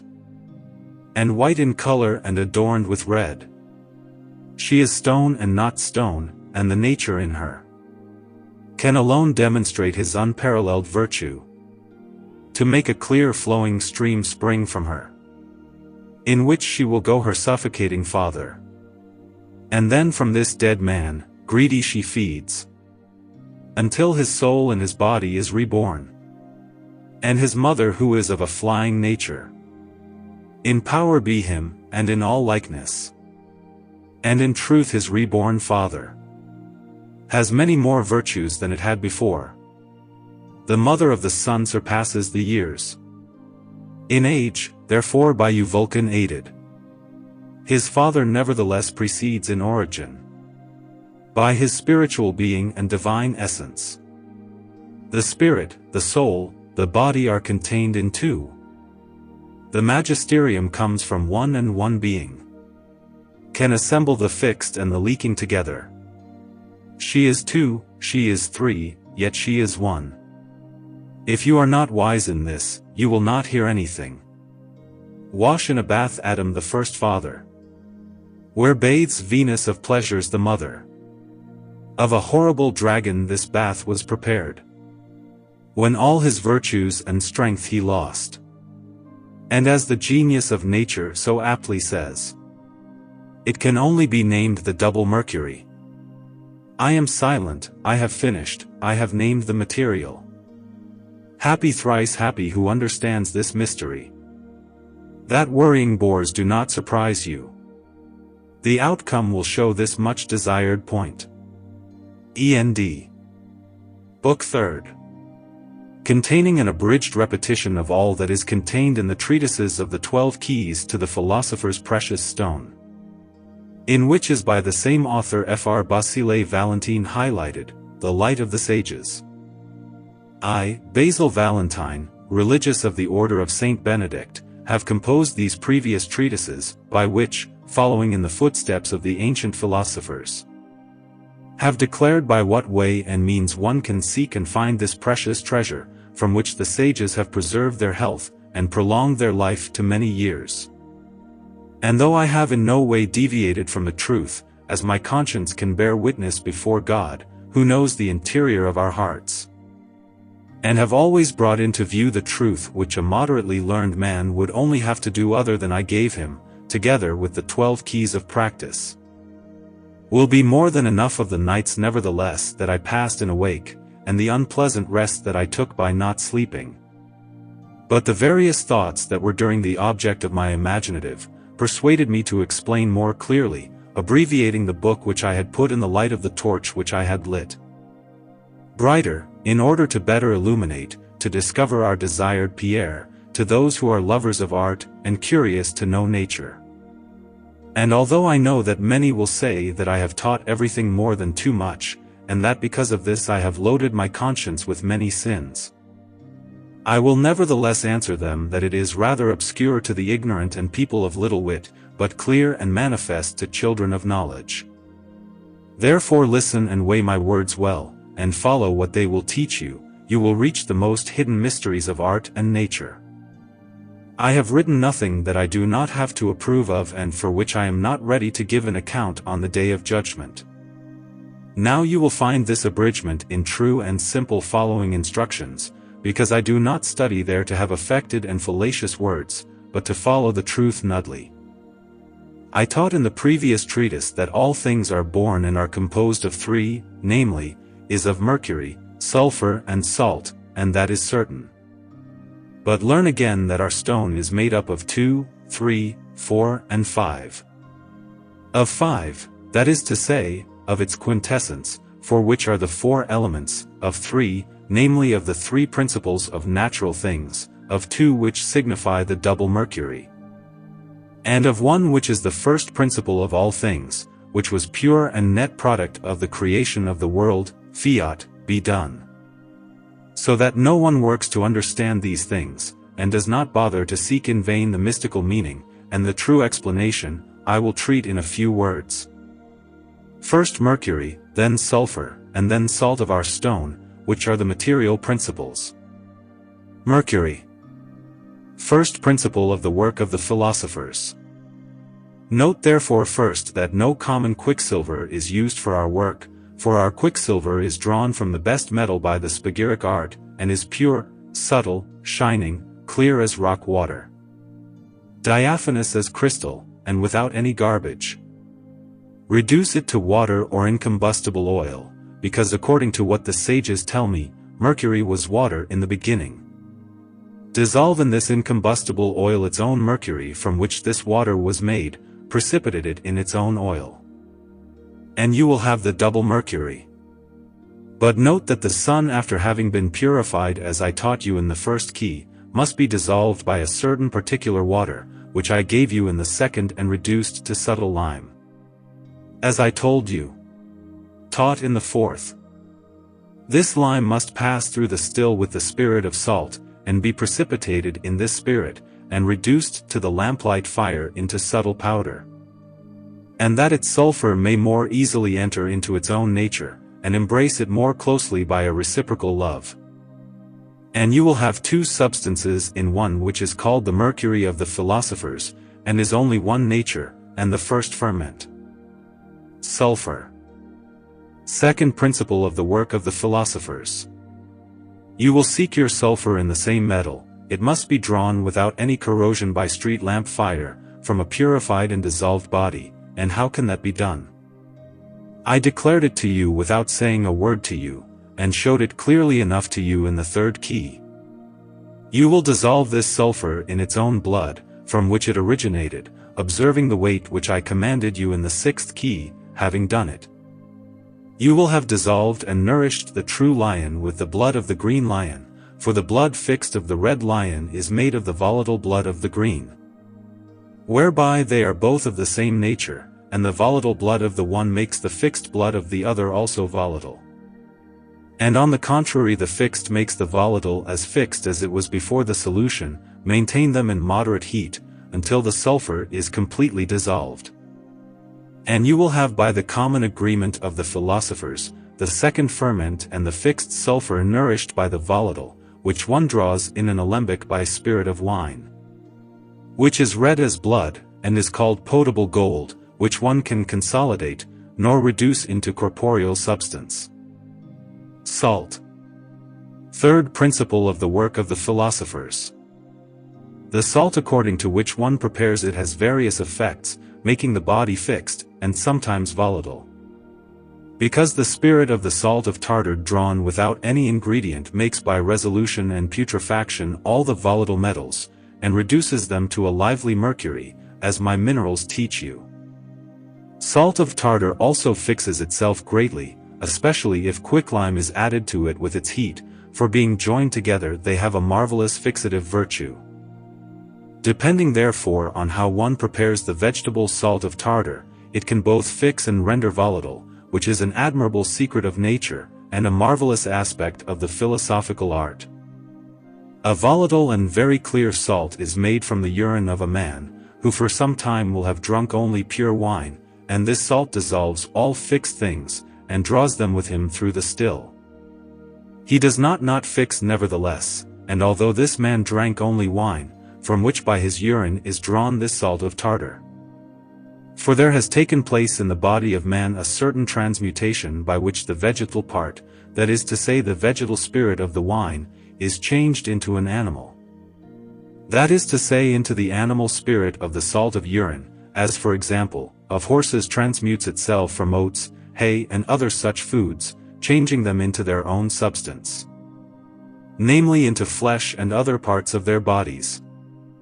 Bees also make honey from the best particles, and from grasses and flowers.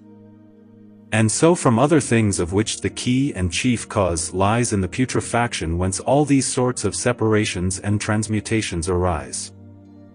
The spirit of common salt drawn by certain means which I showed you in my last instruction, put with a little of the spirit of the dragon, dissolves the gold and the silver, and causes them to rise to the top of the alembic, just like the eagle joined with the spirit of the dragon, perpetual host of rocks and mountains.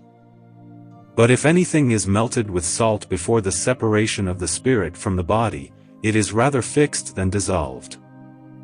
I tell you more, that the spirit of common salt conjoined with the spirit of wine, and distilled 3 times with it, becomes sweet and loses all corrosion and acrimony.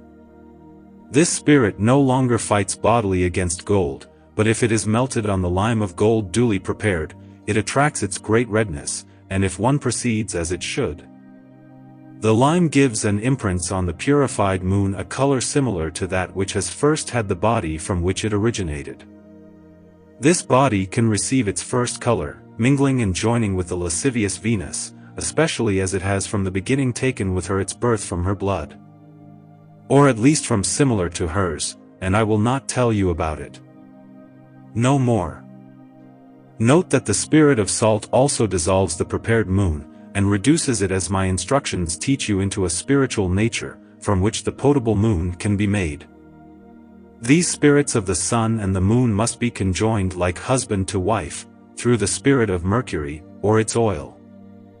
The spirit is in Mercury, the color in sulfur, and freezing in salt, and it is these 3 that can reproduce the perfect body, that is, the spirit of the sun fermented in its own oil. The sulfur found abundantly in the nature of Venus inflamed with blood fixes by her begotten, the spirit coming from the given physical salt, fortifying and hardening the entire victory. Yet the spirit of tartar, of urine and of quicklime, with real vinegar have good virtue, for the spirit of vinegar is cold, and that of lime is hot. Which is why it is rightly judged to be of a contrary nature, as also we see it by experience. I have just spoken as a philosopher, and am not permitted to pass by, and show to any how the doors are closed and repaired within.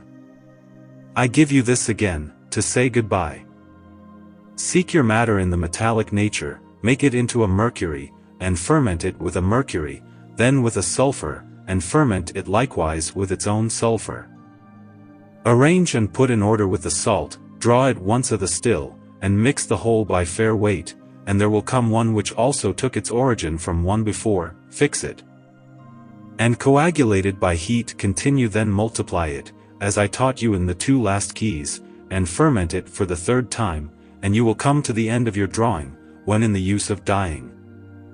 The 12th key has instructed you enough. First edition. Continuing the teachings of the aforesaid work. For the top, I want you to learn that from the black Saturn and the sweet Jupiter can also be drawn a spirit, which afterwards is reduced to sweet oil as in its greatest perfection, which can particularly and firmly take life from Mercury, and make it much better, as I taught you in my minerals. Second edition. Of the above works. Having thus prepared your matter, be only careful to govern your fire, for the whole work depends on it, from the beginning to the end.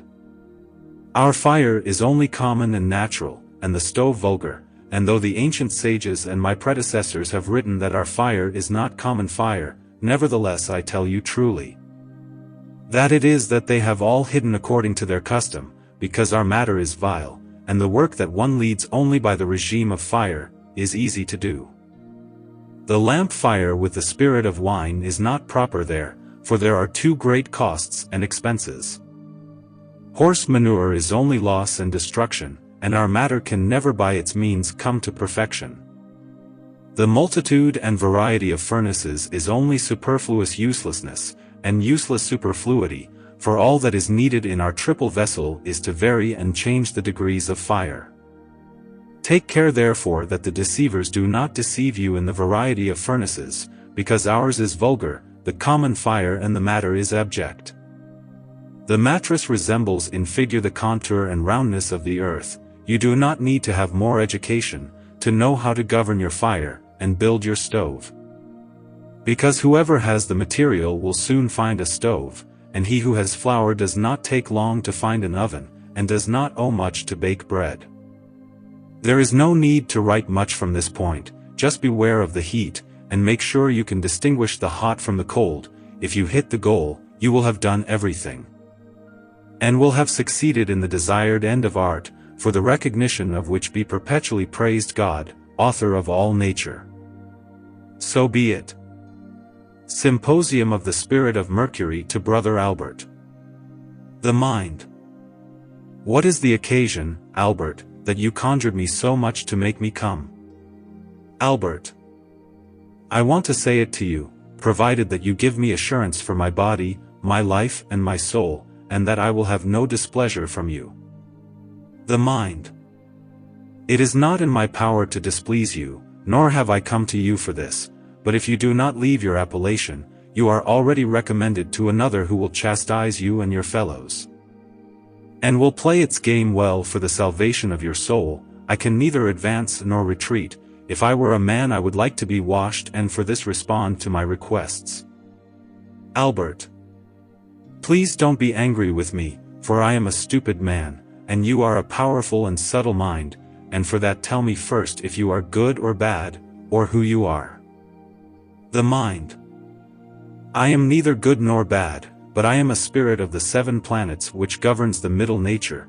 They have the command to govern the 4 different parts of the world, namely the firmament, the animals, the vegetables, and part of the minerals, and we are 7 who by our agility lead into the 3 lower parts, ascending and descending, and operate in them. For the planets cannot bodily descend here below, but their spirit, which aids those things which are disposed to beget by the virtue of the 4 elements. He who has this intelligence will be able to dispose himself to work.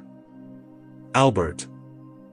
I am greatly happy that you give me such a beautiful intelligence, and that I have understood through you that I have never made any philosopher, but please grant me one more request, and I will tell you the subject for which I called you, and will declare it to you by order if you will tell me your name. The mind. My name. I am the spirit of the planets, not the god of Mercury, as you call me by your names, and I did not come by force of it, but by God's permission. I came without constraint. 2. That to every man has been given a spirit of service from God, but there are few who make themselves worthy of it, so do not be afraid of my darkness. For it will be for the beginning of your wealth. For at the beginning of creation everything was in darkness, and after the pleasant redness of the morning, the sun rises all in blood and fire. If you believe at this hour my words which are not human, but a reasoning voice according to my nature, I want to listen to you amicably and give you a good address. So get out of your appellation and let me in, sit down at the table and let me write carefully what I will say to you, but first tell me the subject. Why did you make me come? And don't be cunning, but simple and succinct in your requests. Albert. In the name of the Father, of the Son and of the Holy Spirit, Amen. The most holy and one inseparable Trinity, and one inseparable Deity. Mercury, I ask you to tell me the truth, if what the ancients wrote of the philosopher's stone, or of the tincture, is truly in nature, or if it is a subtle speculation. The mind. Know that the philosophers by foresight have written various things so that the ignorant who tend only to gold and silver should be abused, thus the greatest secret of nature. And the natural virtues which make all seek truth, it will be found that God has put in nature, and that man cannot know, if it is not clearly shown to him, and still cannot understand it, because of his blindness, and that he cannot not know yourself. Albert.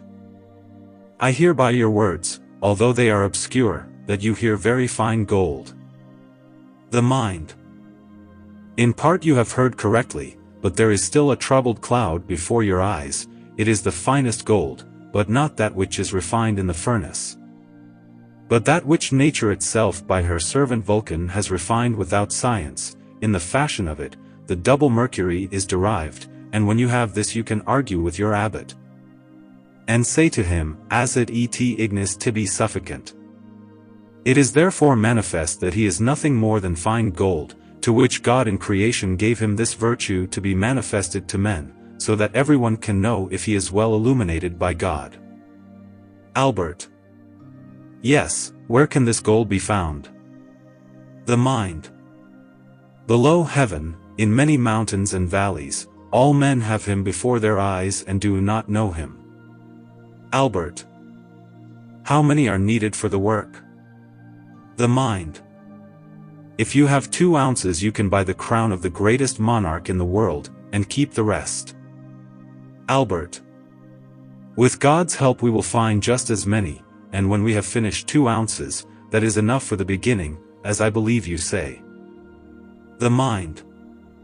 But you don't know the body like me who is spirit. I'm not talking about the body, but much more about the spirit. How do you want to weigh the spirit, which is in such a small quantity, at the cost of what is drawn from his body, but after in virtue surpassing in great quantity the said body, if you want to make this spirit clean of its corporeal body, and transmute it into a spiritual body, you can say to your abbot, Ignis et acid tibi sufficient. Albert. O heavenly word, how am I to do this? The mind. Solve and coagulate, dissolve and coagulate. 1 degree operamo solver, 2 degrees coagulare. Albert. How succinct and difficult to hear your words, and difficult to understand, but all science is in it. I must dissolve the body of gold, and by dissolution draw the tingent spirit. It is doubtless the double mercury of Bernard, from where this body is drawn. It is not the fine gold, but the tincture which is hidden in it. From this we derive the double mercury. The mind. Now the veil is partly removed from before your eyes. You heard right, now hear what body it is. Albert. What should I dissolve the body of gold with? The mind. By himself, and what is closest to him. Albert. This word is heavy, even heavier than science itself. Please show me this and tell me the means and the skill of true dissolution. The mind. I am all spirit, now I cannot show it, because I have no hand, but if I had a body like you, I would like to do all the work. Look carefully in your Bernard. You will find the means there and the knack of true dissolution, with all circumstances, written thrice, twice true, and once false, because of the ignorant. Albert. Oh miserable me! I saw Bernard so much that I almost died, and could not understand that, even though through his teaching I know the king, but the fountain is unknown to me, and therefore, please show me fountain. The mind. You want to be too learned soon. I can't show it to you. You have to have the king first, because we don't heat the bath, that the king is not there. Go get your abbot and tell him that 98756 AE from the Orient, just as it comes from the womb of its mother without fire. Then I want you to declare everything that you do not hear, be secret. And do not show your writing to your abbot on pain of life, nor that you have seen me. Remove from yourself all your appellations and conjurations, and always remain in goodwill, praying God that he give you a good spirit, otherwise I will no longer dare to return to you, so I want to be your good friend. And as often as you need my advice, I will be with you. Albert. Ha. Stay a little longer, tell me if I'll live long enough to do the dying. The mind. Yes, you will finish it, but your abbot will not live so long, you will have it after his death, and if you do not govern yourself wisely, it will cause you great inconveniences. And therefore take good care of yourself, and of whom you will show it, for this tincture will bring you great blindness. Keep your book and your tincture well, so that they are not found on you. Otherwise you will run great fortune, and will be put in prison, even to death, therefore be very wise and keep yourself merry. For many of great and low quality endeavor that the secret should not be revealed, for they cannot tell the truth in any other body except in a single thing, which is all in all, foretell the truth. The rest serves only to deceive the ignorant, and will tell you in a few words the pure truth, which is what all the philosophers by their writings have remained in agreement. Of this stone and tincture contained in nature. Albert. Tell me who this one thing is. The mind. You who are a good and true artist, you must have learned from your Bernard that it is only the spirit of his double Mercury, and you have almost gone mad in your first subject and as it. You are still very far from the true center, for you seek life with the dead, and the most perfect and incorruptible force of all natural forces, in imperfect matters and in corruptible things. Know in truth that our red tincture is drawn pure and clean from the most perfect creature, on which the sun has ever cast its eyes. Which one thing by the most perfect minds is of the composition of the inseparable qualities of the four elements, and by concordance the 7 planets have been joined together. And without any aid or science of man, was perfect in its degree of perfection, which also by an incredible increase of its own seed was naturally endowed. And its parts so well bound together that it cannot be destroyed by any element without the aid of art, and when this one thing is subject to corruption. I have told you enough for this shot from what matter the philosophers drew their tincture. If you hear and know what is understood in this one word, you will hear all science. See, enough said to those to whom God opens their eyes. We could well understand gold here. But it will not be heard well, because there are created creatures more noble than gold, which one must seek where the truth is, which God has placed in nature, and which man cannot know. If it is shown to him all clearly, and yet he cannot understand because of his blindness, and which he cannot know himself. Praise to God. END. Explanation of the Spirit on the qualities of the first matter. Moisture is the first thing that animates the compound, the natural thing or vivifying moisture, or soul, or air, by a dissolution of the earth and congealment of the spirit. For our magisterium is only to perfectly freeze, to dissolve the body and to freeze the spirit. And such operations have such an alliance together that the body never dissolves unless the spirit freezes, and the spirit never freezes until the body dissolves. Which agrees with what Raymond Lully says, and other philosophers, and the work of it is only to dissolve and congeal, and it is all the circulation and imbibition of our mercurial water, which the philosophers command.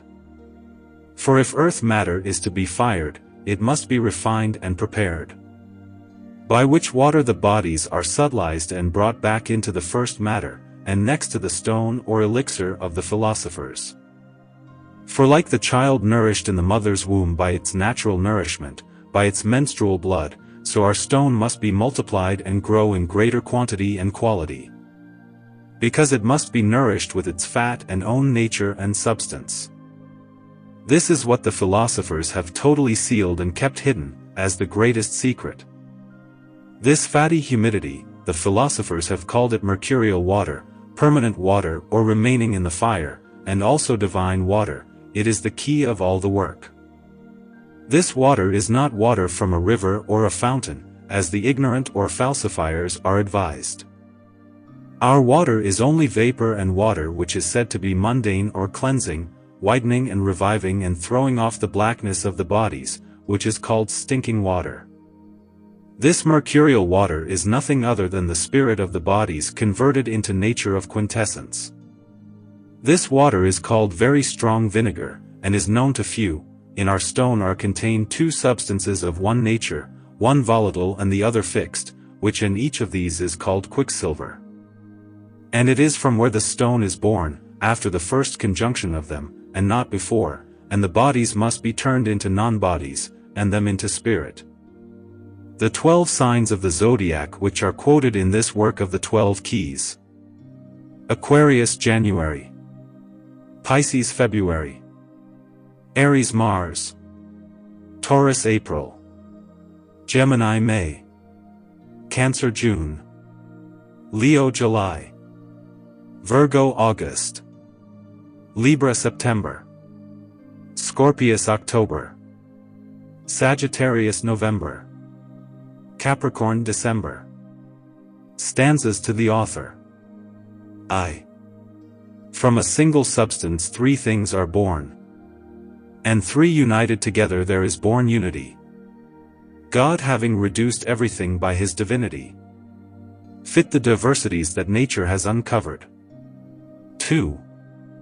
A self-essence of similar nature, a dear liqueur drawn from its compost, of which the artist has the care, which forecloses us from all labor, care, and from all misery. 3. But by this one means of such holy undertakings, you have to look at the time when she wants to sleep, and in his holy temple give him and provide air, graceful fire, and also his shirt. 4. 2 sperms we will have in a delivered compost, united, adapted to the garden of excellence, where the birds will be who will have the power to wake up those who were asleep. V. You who want to serve in the temple of memory, have regard to the time of excellent beauty, for the crystalline sky of great clarity. One day we will see the bloodthirsty crimson. 7. Like the child who is fed from the breast, we will even take care of what is procreated, until the time that the milk has advanced more to him, his body, to give him meat which excels him. 7. Then robust in birth and full of majesty, we will have a great king who will have the power to govern his own, and by his foresight, the poor and puny he will make healthy. Other stanzas in the form of a wish. 1. Holy flame of heaven, wise and holy conduct, who out of nowhere did it straight away, disposing humans by narrow duty, call laud your holy name, your sacred holy knowledge. 2. The order you put in art nature, let us see in your facts a rich structure, that the earth and the heavens which are built, with a supreme will your hand has ordered. 3. And then after this body where you put our soul, is always agitated by your divine flame, which a living time seeks death, for the mortal to survive in immortal desire. 4. For life and death lie in your knowledge, that immortality survives by birth, to follow the paths of the future life. You want us to be alive and ready to die. 5. And the man who lived according to your holy grace, dying he will survive seeing you face to face, being received from you for its last end. Where is your holy sun and the crystalline place? The end.